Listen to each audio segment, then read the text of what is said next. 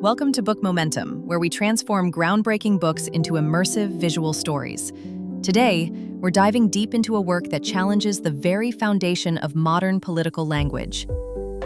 Today, we are going to talk about Killing History, the false left-right political spectrum. Written by L.K. Samuels and published in 2019, it's a dense, provocative work of political history and theory. Samuels presents a radical argument that our common understanding of the left-right political spectrum is not just wrong, but a deliberate historical fabrication designed to mislead. This video will unpack the book's core claims, from the origins of the political spectrum in the French Revolution to the alleged socialist roots of fascism and Nazism. Prepare to have your political vocabulary challenged. We will journey through the evidence Samuels presents and explore his controversial conclusions. Let's begin. At its heart, Killing History is an attempt to correct what the author sees as a century-long campaign of misinformation. It argues that the true political divide isn't left versus right, but individualism versus collectivism. L.K. Samuels is a writer and activist with a background in libertarian thought. His 6-year research journey for this book began with a single, startling discovery in an old text, which convinced him that history had been deliberately altered. The book's preface declares that the modern political spectrum is a dead-wrong compass, offering a false choice between two forms of authoritarianism. Its purpose is to build a new, more accurate map of political ideas. A key piece of evidence that sparked the author's investigation was a 1933 English translation of an essay by Benito Mussolini. In it, Mussolini declared the 20th century would be a century of the left, a century of fascism, a line often altered in later publications.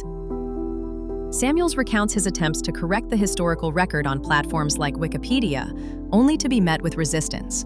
This experience solidified his belief that a dominant narrative was being actively protected, motivating him to write this book.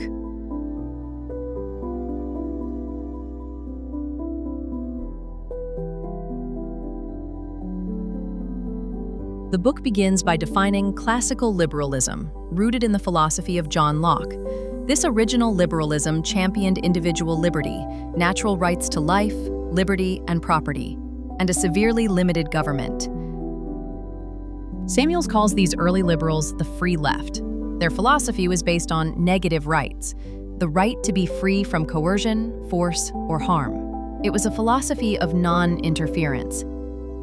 In the early 20th century, a new, modern liberalism emerged, promoting positive rights, the right to be given things like food, housing, and healthcare. Samuels argues these are not rights at all, as they require compelling some people to provide for others. To find the origin of the spectrum, the book takes us to the French Revolution. In the National Assembly, supporters of the king and the old order sat on the right.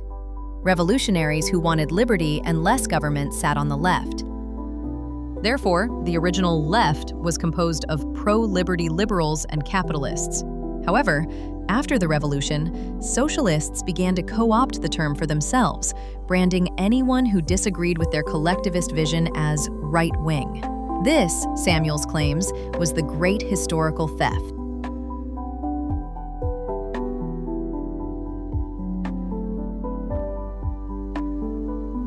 This chapter argues that modern American progressivism has adopted an ideology similar to fascism.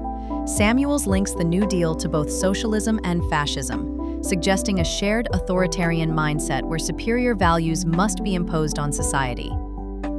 This mindset, according to the book, replaces free choice with what it calls command socialism. The goal is no longer persuasion, but the suppression of opposing views in the name of a greater good, like social justice or equality.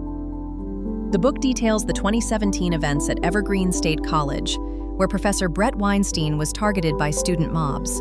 He had questioned a day of absence that asked white individuals to leave campus, an event Samuels calls coercive segregation. The chapter also points to the censorship of controversial speakers at universities and the deplatforming of figures from social media. Samuels frames these actions not as consequences, but as part of a deliberate trend by the statist left to control information and punish dissent. The Brett Kavanaugh Supreme Court hearings are analyzed as an example of the big lie tactic, a term the author attributes to Hitler. The book argues that unsubstantiated accusations were used to destroy a reputation, demonstrating a disregard for truth and due process. Samuels concludes the chapter by asserting that the modern Democratic Party has become the primary threat to civil liberties in America. He argues it has strayed far from its historical liberal roots, embracing authoritarian methods to achieve its political goals.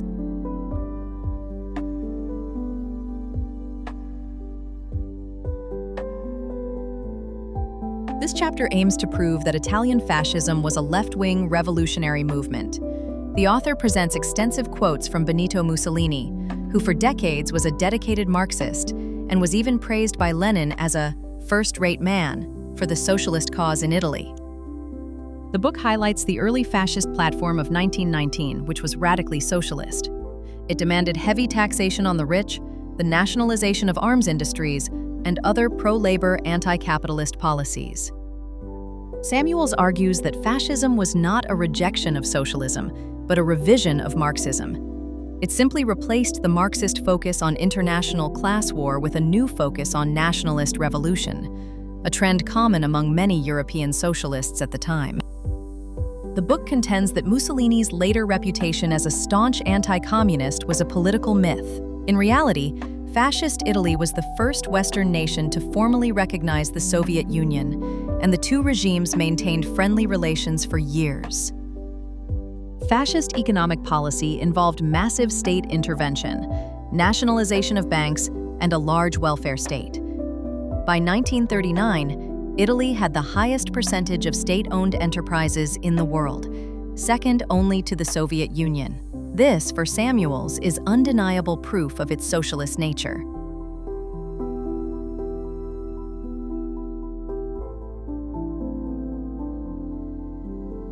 The argument now shifts to German National Socialism. The book emphasizes the party's full name, the National Socialist German Workers' Party. It provides numerous quotes from leaders like Hitler, who declared in 1927, "We are socialists. We are enemies of today's capitalistic economic system." Propaganda Minister Joseph Goebbels was even more direct, stating, "The NSDAP is the German left. We despise bourgeois nationalism."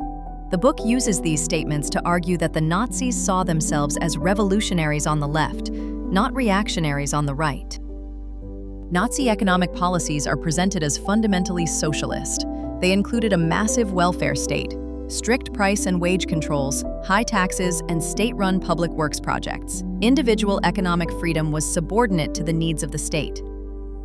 The core Nazi concept of the Volksgemeinschaft, or people's community, is framed as a collectivist idea. It demanded the total subordination of the individual to the nation, a principle the author identifies as a cornerstone of socialist thought. The book makes a controversial link between socialism and anti-Semitism. It argues that early socialists, including Karl Marx himself, often expressed anti-Semitic views, associating Jewish people with finance and capitalism, the systems they sought to destroy. Hitler explicitly connected these ideas, stating that socialism could only be achieved alongside nationalism and anti-Semitism. The book concludes that Nazism, like fascism, was not the opposite of socialism, but another of its heretical and deadly forms.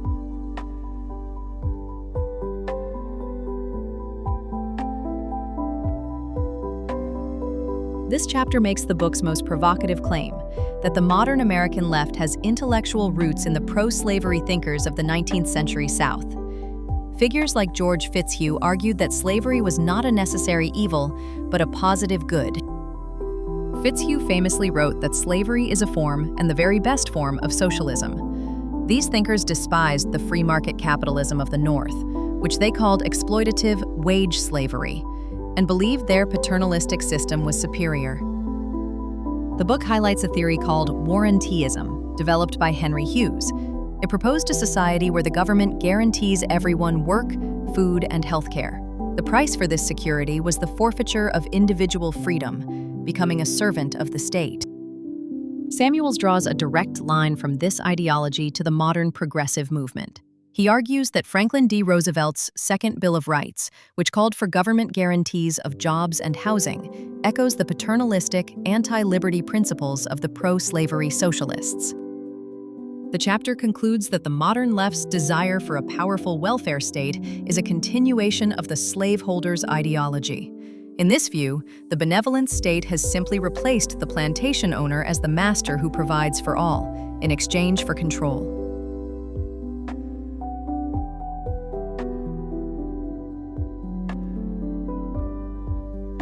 This chapter is a collection of shorter essays where Samuels applies his worldview to more recent political events.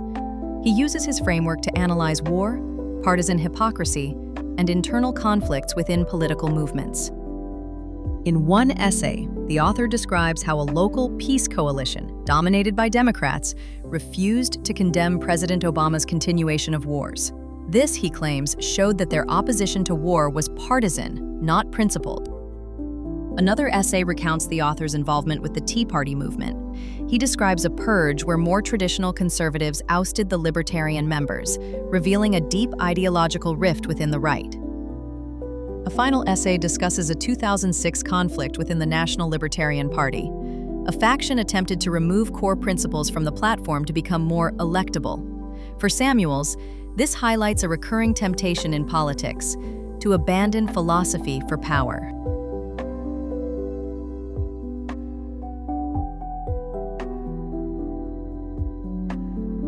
In the final chapter, Samuels presents his solution: 2 new charts to replace the flawed spectrum. The first chart shows the original spectrum from the French Revolution, where the left represents individual liberty and the right represents authoritarianism. The second chart depicts the modern, stolen spectrum. Here, the left is labeled Statist Left and represents authoritarian collectivism, while the right now represents individual liberty. This visually summarizes the book's entire argument. The chapter's core is a massive comparison table. It places German Nazism, Italian fascism, and Russian Sovietism side by side, comparing them on dozens of points like anti-capitalism, banned independent unions, and classless society. The table's purpose is to provide overwhelming evidence that these 3 ideologies are not polar opposites. Instead, they are presented as fundamentally similar branches of the same collectivist authoritarian tree. With this final piece of evidence, the book rests its case. The true political struggle, it insists, is not between the caricatures of left and right, but a timeless battle between the individual and the collective, between liberty and the state.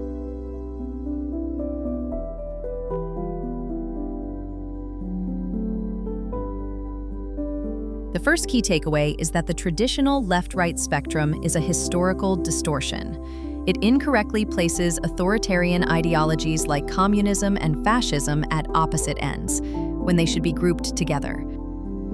The book's most explosive claim is that both Italian fascism and German Nazism were not right-wing movements.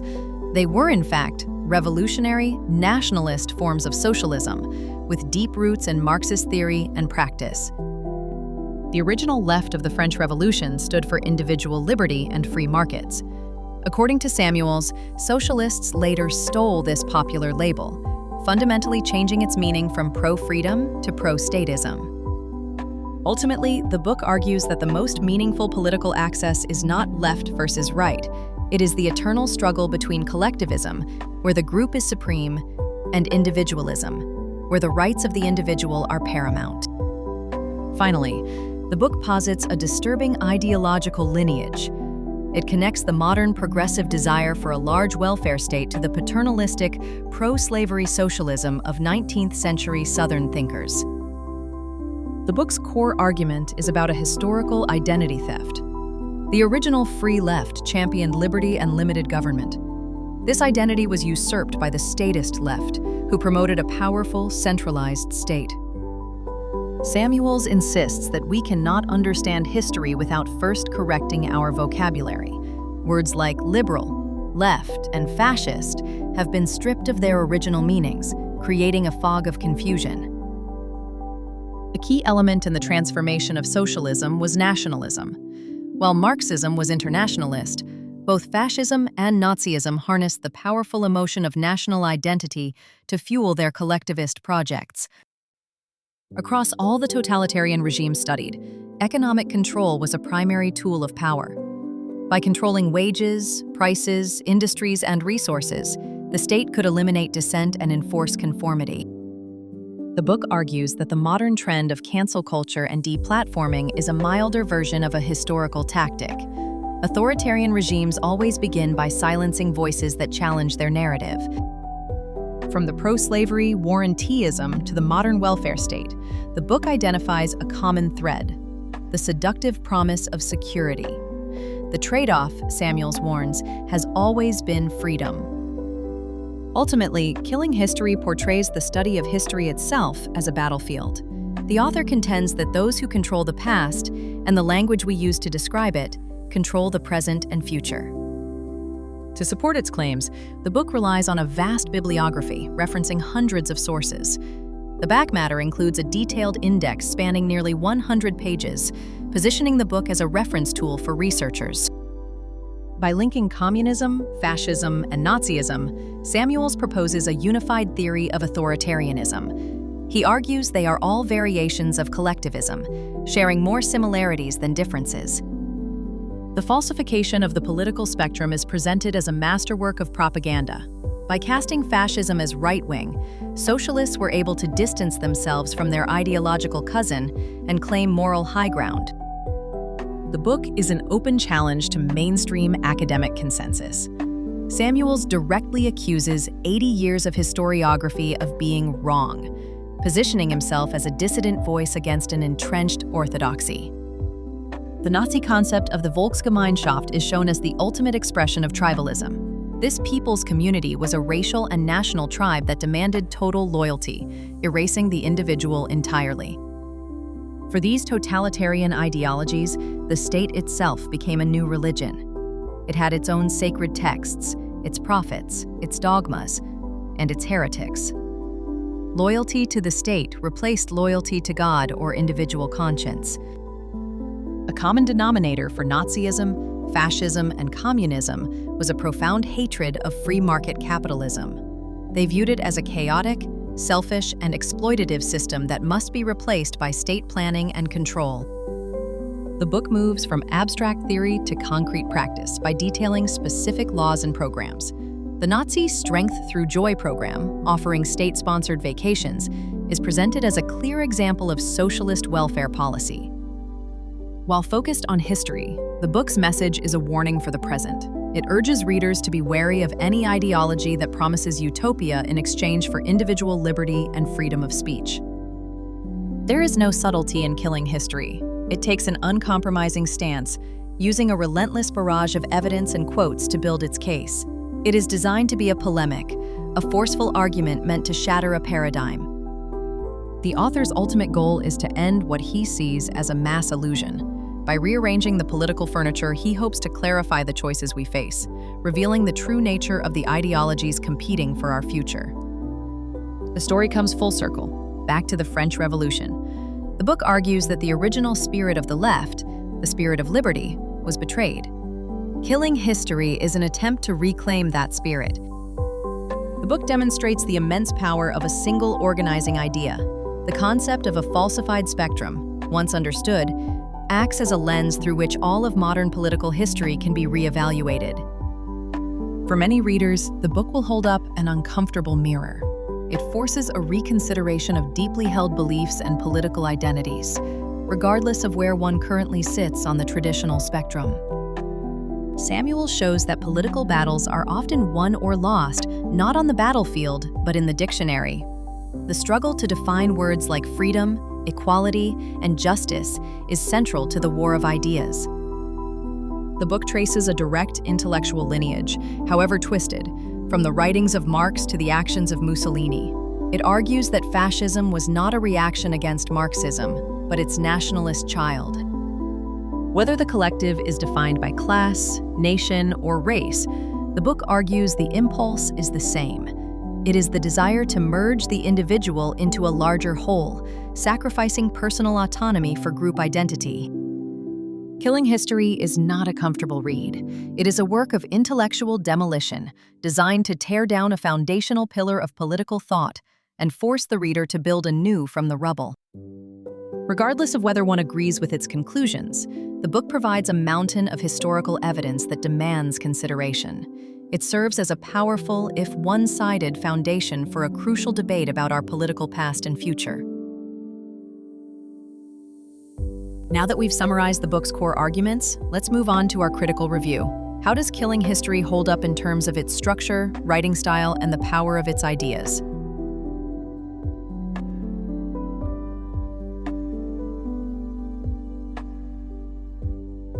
For structure and argument flow, we rate it a 7 out of 10. The book is structured like a methodical investigation, starting with a thesis, building a foundation, and then presenting massive case studies. The flow is logical, but the sheer volume of quotes in the middle chapters can feel repetitive, occasionally slowing the pace.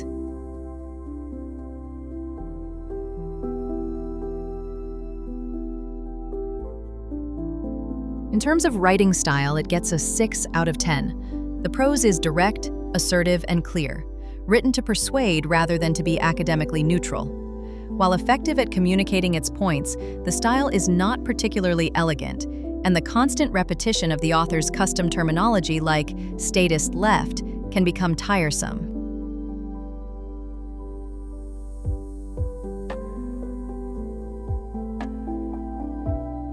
For its ideas, the book earns a strong 8 out of 10. The central thesis is highly controversial but undeniably impactful. The book's greatest strength is the massive trove of historical evidence it marshals, forcing the reader to seriously reconsider fundamental political classifications. The ideas are provocative and challenge assumptions, which is the mark of a powerful work. In summary, Killing History is a blunt and forceful work of historical revisionism. It is not a balanced academic text, but a polemic designed to make a powerful, specific argument. While its tone can be grating and its arguments one-sided, the sheer amount of research and the audacity of its claims make it a fascinating and thought-provoking read. It succeeds in its goal of forcing you to question what you think you know. It's a book that will likely infuriate as many people as it convinces, but for anyone interested in political philosophy and the history of ideas, it is an essential, if challenging, piece of the puzzle. So that is Killing History by L.K. Samuels, a book that argues the political compass we've been using for a century is fundamentally broken, and that ideologies we consider opposites are, in fact, close relatives. With an overall average rating of 7 out of 10 from us, it's a worthwhile but dense read. Its strength lies in its provocative, evidence-backed ideas, though its repetitive structure and polemical style may not be for everyone. We'd love to hear your thoughts on these controversial ideas in the comments below. Links to buy the book are in the description if you'd like to explore this argument for yourself. If you enjoyed this summary and analysis, please like, comment, and follow Book Momentum for more deep dives into transformative books. Your support helps us create more content like this. Thanks for watching. Until next time, keep turning the pages.